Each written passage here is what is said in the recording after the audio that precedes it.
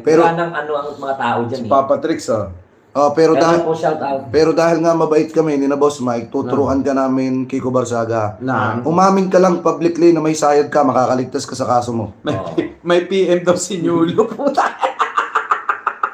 Ano ba yung Ano kaya yan? Mamaya mo na Puta i-PM. makakasismis na naman yan Hindi ha. ko mabubuksan ka mo. Hindi ko mabubuksan. Yun na lang, may Pero alam niyo sa totoo lang, itong kaso ni Kiko Barsaga, Ay. ito na ano na to eh, nanginginig na tong mga susunod diyan eh. O si Celes nga may kaso na rin eh. Si Eric Celes yung kalbo din. Yung malaki siyang Yung panot. malaking tiyan. O yung nagpakabusog doon kay Kibuloy. Uy, ano daw yun? 20 million. Grabe. Pakondo pa. Ano yun? 20 million pondo. Tapos 1 million every month. Oh my God. Tapos may kondo pa. Kaya pala puro Hindi, kaso no? na doon nagpa-adapt sa mga membro ni Kibuloy doon. Tsaka mga kababayan, isipin nyo na lamang. Sabi maganda rin sa November 15. Oo, sa November 15, mahuhuli na si Kabato. Oo nga. Wala eh. Alam nyo ganito yun. Bakit na malas-malas ang mga Duterte, lalong-lalo na si Digong, yung tatay nyo, yung punot dulo. Okay? Bakit? Alam nyo kung bakit? Bakit? Simple lang eh. Nagluluho kasi dun sa Ano ba yun? Nawala ako sa sinasabi ko. Ganito yon. Ang pagkakulong ni Rodrigo Roa Duterte, Ay. kasalanan nyo talaga yan. Kasi pilit nyo sinasabi na powerful pa siya eh. Hindi gusto ng ICC yun, flight arrest ang tawag doon. Tama. Kaya hindi siya papakawalan, abnormal talaga kayo. Ito si Nyolo, tinan mo. Boss, tungkol sa Pingador yun. Kaya nga mamaya ako yung mababasa, isa lang phone ko rito. Tapos binabash pa nila yung yung ICC. So paano kayo pagbibigyan? 'Di ba? Sinisiraan niyo pa. Paano kayo pagbibigyan? Wala Tama. na nga. Wala na. na. Kasi hindi ka pwedeng i-release. Kahit sa interim release, hindi ka pagbibigyan. Pag nakita nila na may power pa, may poder pa. Ito mga Duterte, nagpapakita na may power pa sila sa Davao. So, ibig sabihin, hindi talaga papauwiin at papalabasin. Hindi ko. Hindi kasi may kakayahan siya magtago kung gano'n. Exactly. At Tama. saka itatago at magre-retaliate yung mga ka-supporter niya. Remember, si Digong political leader yan. Pero ako ay nalulungkot. Ay, ito, ako ay nalulungkot talaga, no. Na? Ako ay grabe yung lungkot ko ngayon kasi talaga namang itong si Digong, Na. tanggapin na natin yung katotohanan. Ito na, may my dala ng God. barbecue si Koy. Alam niyo si Koy, gutomin ito eh. Nakakayayat nga ako. Tanggapin na natin yung katotohanan na si Digong uuwing abo sa Pilipinas. Yun. Yun ang totoo dyan. Yun naman. Matanda na eh. VIP. Oo. Beng bang. Masahe lang. Hindi naman ito. Ayan o, VIP o. Ayan na, babasahin ko sa inyo. Meron po ditong pagpipilian. Beng bang. Oo. Naku, mahal ah. Helicopter ride. 300. Lo lang.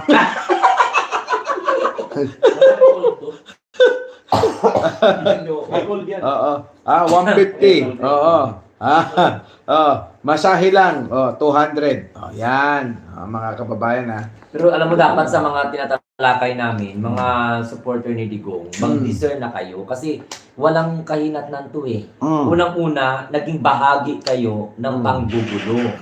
Walang pupuntahan masama yan. na magpalabas kayo ng sama ng loob nyo sa gobyerno. Normal yan. That's part of democracy. Pero, kung susuporta kayo sa mga financier ng destabilization at mga taong nagiging bahagi ng destabilization, ay ibang usapan na po yan. Ibang usapan na po yan. So kaya dapat magbago na kayo ng political mindset. At saka mga kababayan, itong si Manong Sabit, tigilan mo na rin ang pagpipinang sa mga ganyan. Ito nga eh. Ito nga pala. Naku, buti na. Ito. Nabanggit mo yan. Ito namang si Tanda. Tokinin na to yan. Ito namang si Tanda. Meron ka pang paganyan-ganyan na, mas mabuti na daw na mag-resign si Pangulo kaysa magaya si Pangulong Bongbong kay Apo Lakay at saka First Lady. Grabe. Na ginawa noong EDSA 1. Ngayon, ang tanong ko, yung ganyang salitaan, sinabi na ni Digong yan noong unang panahon pa. Correct. Nung gusto na nilang, di ba nag-umpisa na silang i-destabilize ang gobyerno. 1 year pa lang pag-upo ni PBBM. Buwan pa lang. Buwan pa lang pala. Buwan pa lang nakakaupo si Pangulong Grabe. si Pangulong Bongbong, sinasabi na ni Digong, sinasabi na ni Roque. Si Roque nasa SMNI pa yan, nagngangangalngal. Si Digong ganun din. Lagi niyang kakulab si Kibuloy. Awa ng Diyos, nakulong silang dalawa. O, di ba? Si Roque, isa pa na nagsabi na magagaya daw. Si Pangulong Bongbong kay Apo Lakay na ibinato kung saan mga kababayan, eto ho yan. Baka ho ito si Chavit magaya rin. Kasi lahat ng nagsabi na ibabato daw si Pangulong Bongbong, magagaya daw kay Apo Lakay, si Pangulong Bongbong, lahat yun si Kibuloy, di ba nangangalib nga yan na ipamigay na yan doon dahil aprobado na. Yung kanyang extradition. Yung extradition over din si sa Amerika. Hindi po yun extra rendition extradition. Extradition. Ngayon. Ito na naman si sino to? Si Chavit. Nagsalita ng ganyan nako. Alalahanin mo. Yang Lolo Sabit. May kaso kang plunder. Baka may makita ka namin naghihimas rehas ka. Sa tanda mong yan. At yung mga negosyong possible na mawala tuluyang mawala sa'yo. Grabe pala talaga ang bunga ng sama ng loob dahil sa may inaasahan sa pagsuporta sa Pangulo Yun ang nangyari sa kanya Alam niyo boss, Pero may kwento pinagbigyan niya. naman. Pinagbigyan niya. Ilang na lang ilang taon na lang yung natitira sa iyo. Sabit, matanda ka na, magbago ka na. Tama na yung kalukuhan mo. Hindi ko nga ba alam bakit sa tanda na niyan iniisip pa yung magulong pamumuhay. Alam mo, yung mga Amerikano habang tumatagal, lagi tumatalino Pero si Chavit, habang tumatagal, patanda ng patanda, parang pipiga na ng tae. Di ba? Hindi nag-iisip. Diyos ko, Gipo. Di ba? Pagka-label kaya ka. Disclaimer yan Kasi ballpoint na nagsabi niya na Disclaimer. pinipigay yung tayo. Di ba? Di ba? So yun lang naman mga kababayan para sa amin. Mas maganda kaysa ubusin mo yung pera mo sa pag-finance, sa mga destabilization laban kay PBBM. Tsaka wag mo na encourage yung mga kabataan na sumama sa rally. Doon, Diba? kasama. Nakakabulisit yan Much better na itulong mo na lang yan sa mga nasalanta ng bagyo. Kayo ngayon, yung mga nanonood dyan na may mga anak, ini-encourage yung anak nyo na sumama sa rally nila. Matutuwa ba kayo? Ano mahalaga? Pag-aaral o ang rally? Tingnan nyo, nung nagkaroon ng rally, maraming mga kabataan yung hinuli. Grabe. Tapos, maraming ng gulo, ng bato. Matutuwa ba kayo kung isa yung anak nyo sa ng gulo doon? Sabi rito, sabi ni Felix, bangag daw si Pangulong Bongbong. Wala nga kayong ebidensya hanggang ngayon. Kundi ba naman kayo mga siraulot, mga tanga talaga, naniniwala kayo sa sarili nyong guni-guni. Ganito Diba? Yung Felix na supporter. Sabi Ganito dito, kasi yan. kamusta naman ang 22 classroom ni Bangag daw? Na-explain na natin yan kanina. Hindi ka ba naman bobo, sisihin mo si Sarah, siya yung deputy secretary noon. Ipatawag mo nga boss Mike nanay niyan. Sasampilukin natin kasi hindi na turuan na magandang kasal yan. Mga bobo talaga. Defense Secretary si Sara Duterte noon, kaya 22 classrooms lang yung nagawa. Ang tatanga. Dahil si Sara Duterte ay ubod ng katamaran, tanga, bobo, inutil, di ba? Walang kwentang Vice President. Ay, nako. Weak leader. Bakit nakulong si Digong kung weak leader si Pangulong Bongbong? Bakit nakulong si Kibuloy? Makukulong pa si Bato ngayon. Alam niyo, paulit-ulit na lang tayo sa mga comment. Ito ba? Kung hindi ka ba naman tanga, Sara Duterte, kinulong mo yung sarili mo? Ano ka, nagpa-practice ka?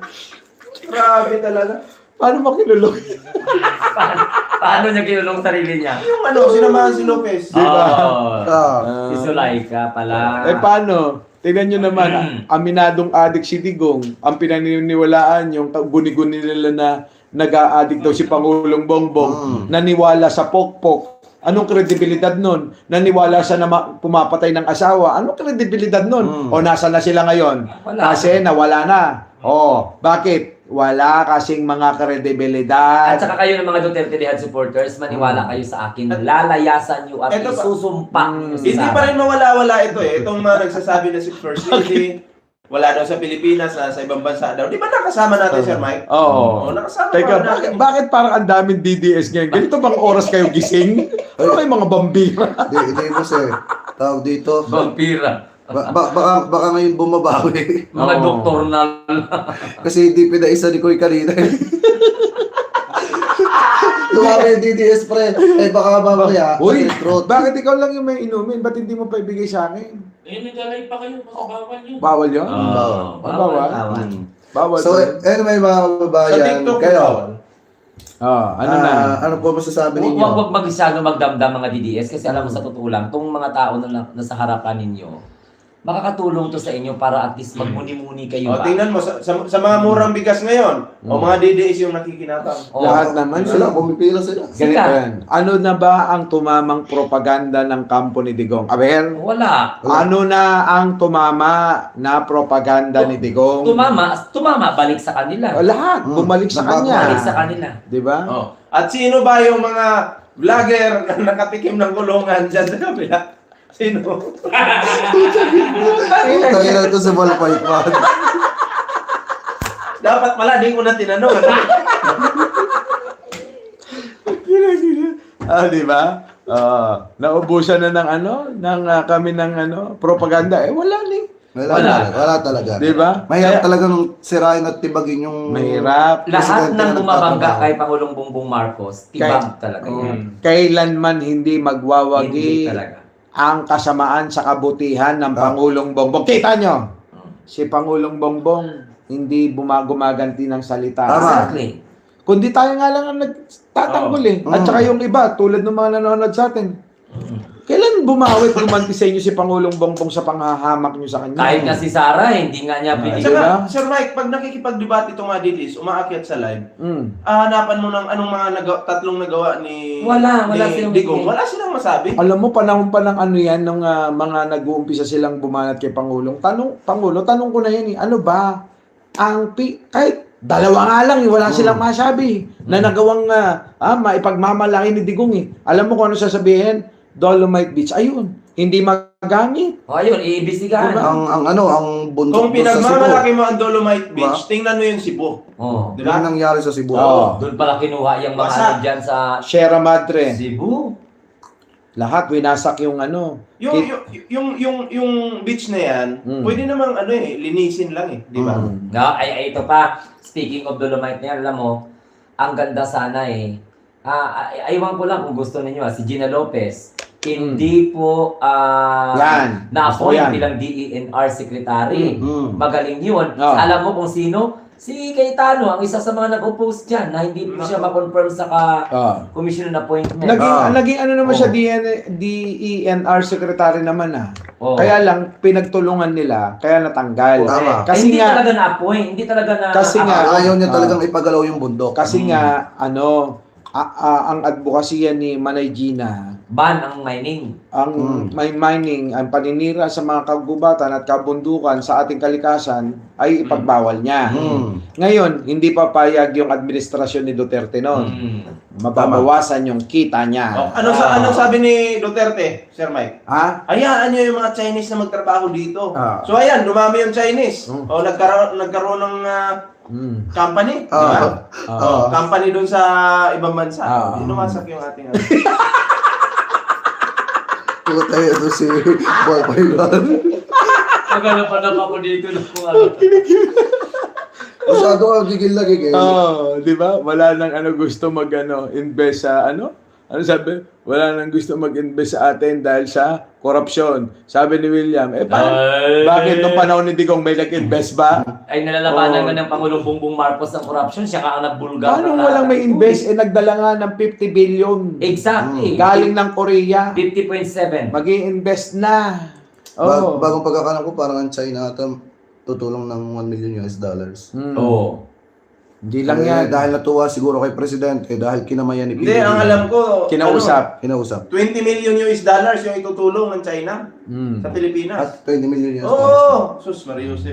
Ibig sabihin, alam niyo mga kababayan na ito para maliwanag po sa lahat ang Pilipinas at China, okay naman yung relationship. Pagdating sa economy. Pero nagkakaroon lang talaga ng problema sa teritoryo. At hindi naman porket nagkakaroon sila ng problema sa teritoryo, Lalahatin na. kaaway na natin ng lahat ng Chinese. Oo. At kaaway tayo ng lahat ng Chinese kasi Ang problema ng gobyerno, problema nila yon. tama. Ang problema ng mamamayan, Walang problema. Wala Wala namang namang problema doon. At saka ang nila, ang tatapat nila pagdating sa Saan? sa yung mga naninirahan sa kanilang bansa. Iwanan mo yung wallet mo, hindi nila gagalawin. Oo. Hindi nila papakialaman. Ibabalik nila. Uy, mag-like nga kayo. Ano yan? Personal Mga DDS, experience. mag-like nga kayo. Personal experience. Hindi, ganito. Dito sa China, ito pag ang wallet mo, cellphone mo, iniwanan mo, hindi mawawala yan. Ibabalik nila. Pero si Sir Glenn nawawala. Yung tao mawawala. Pero binalik din ako. Yun nga kayo. So anyway, mga kababayan, ang kayo haba po. lang. Ang haba na pala lang. Kayo po, kung kayo po ang tatanungin, ano po masasabi ninyo hingil po dito sa mga topic na ito na pinag-usapan at tinalakay po natin kasama po si Boss Mike, Sir Vera, si Ballpoint Man at saka si Sir Glenn Montitinig.